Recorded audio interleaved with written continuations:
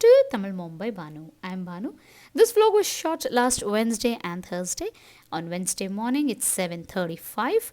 I'm preparing breakfast, lemon rice. I've added the basic ingredients for lemon rice and sauteing it in oil. This is cooked rice. I've let it to dry so that I can mix it up. Here I've set the curds for afternoon. This is leftover kanji for my husband. He's yet to have it. And this plate is a little big because I had closed it for my saucepan. So same one I'm using it. That's leftover chapati. And here I had washed my copper pot and copper drum. Usually Wednesday ritual. I'm filling it with water. Here I have lemons. Usually I get 10 to 15 lemons and squeeze it and store it in a glass bottle in the fridge. It stays fresh for the next 15 days for me, and it's very useful. After breakfast, I'm preparing lunch over. It's mullangi sambar, radish sambar. I'm sauteing small onion in oil. This you must have seen in my last vlog, leftover dal. The leftover dal I had prepared and had stored it in the fridge. So the very next day, I'm preparing it for my radish sambar. So here I'm sauteing small onion, curry leaves, the basic ingredients. And I'm going to saute onions and radish along with it and add the cooked dal.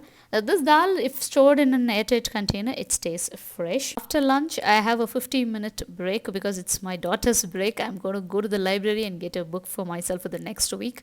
After the library, my husband is going to come early and we are going to the market to place an order for our shoe stand, jacket holder and helmet holder. So here we are in the market. Here we have placed an order for the helmet rack, shoe stand and stuff like that.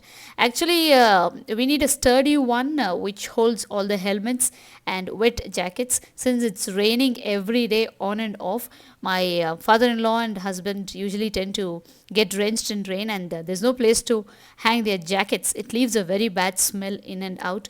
We can't wash it every day, so just to hang it, we need a sturdy stand. He's promised it will be delivered in the next week. When it's delivered, I'll definitely shoot a video and post it and share it along with you. Along with my husband, these two associates, they're just like our family members. We have known these two people from a long time, just like our well-wishers. They both own auto rickshaws, and whenever we have any loading, unloading, or we need to get into the interiors of the market, where we don't even know such places exist, such things exist over there, they take us there and they show us the best place. They bargain with the shopkeepers and show us the best things, and they don't allow us to, don't allow my husband to even carry it and keep it inside the auto. They're that very loyal. My father-in-law has known them from a long time, from their fathers and their ancestors. So they're continuing the tradition with my husband as well. Just we need to ask them or just call up and say we need this thing, can you come? They're ready to help and leave all their work and come at any time. That's what happened. The previous day we just called them. My husband called and immediately the next morning they are there at our doorstep.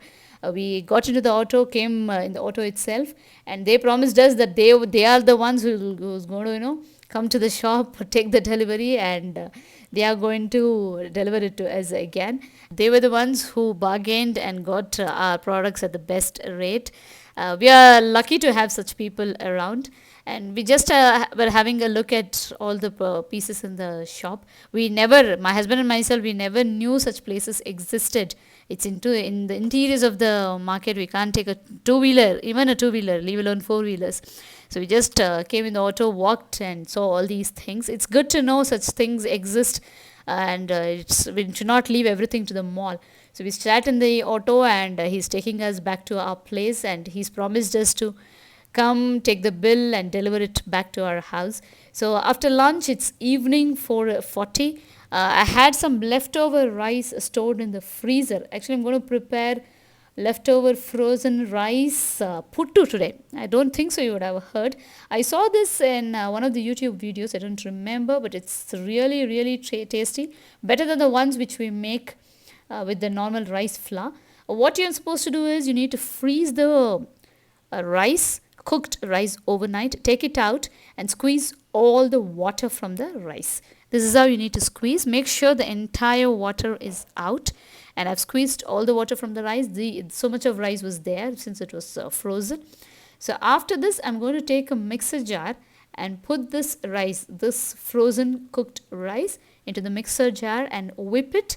You need not have to whip it into a smooth powder. Let it be a little here and there, half and half, a coarse powder.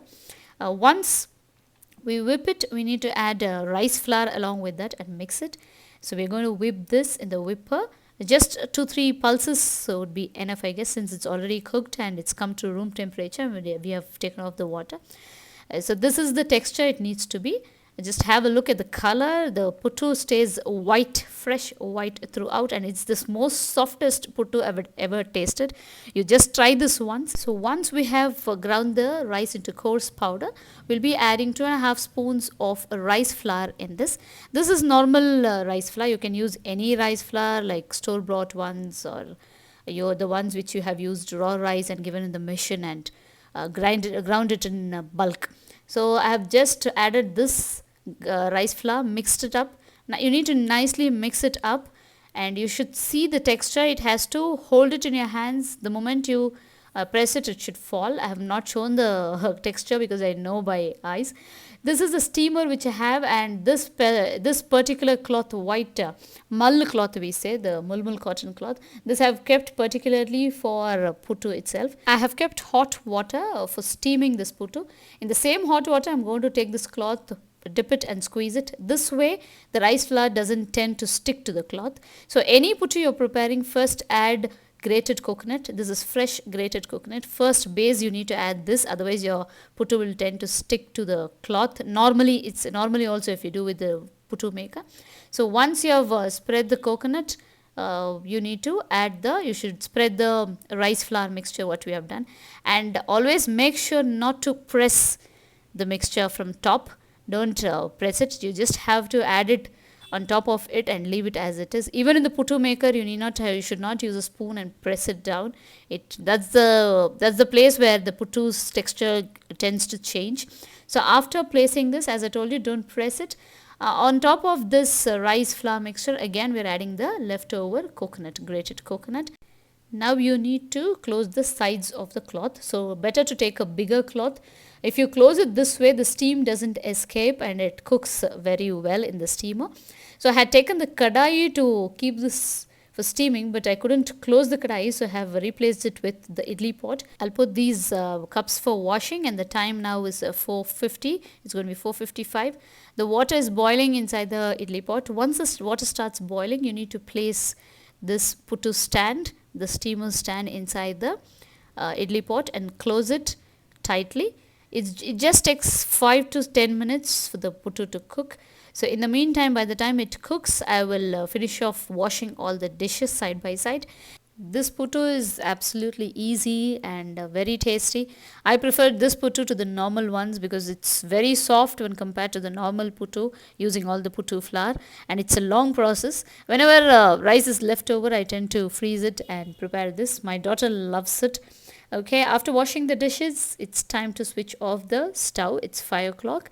It hardly took any time for me to prepare. I'm going to switch it off. Once the steam comes out, at that time you can just switch off the stove. After this, I will take it out and let it cool for about 2-3 minutes. It's foolproof. It has to cook within 5 minutes. It will definitely get cooked. And just look at the texture of this puttu. It's really, really tasty, really, really soft. I'm going to take this from this cloth and put it in a bowl immediately when it's hot. And you can see nothing is stuck to the cloth since we have used hot water to dip it and squeeze it. Hardly anything inside the cloth for you to wash. So immediately this cloth, I'm going to place it in the hot water which we have kept in the idli pot. I'm going to close it. This way it's easy to wash and the raw smell doesn't come. I don't prefer using soap for that particular cloth. I prefer to add 2 spoons of ghee when the puttu is hot. This gives an entirely a different taste and flavor, very distinct it is. For sweetness, you can add either jaggery powder or nata sakara. Here I prefer to add white sugar, normal white sugar, because I like the color of the puttu to stay white.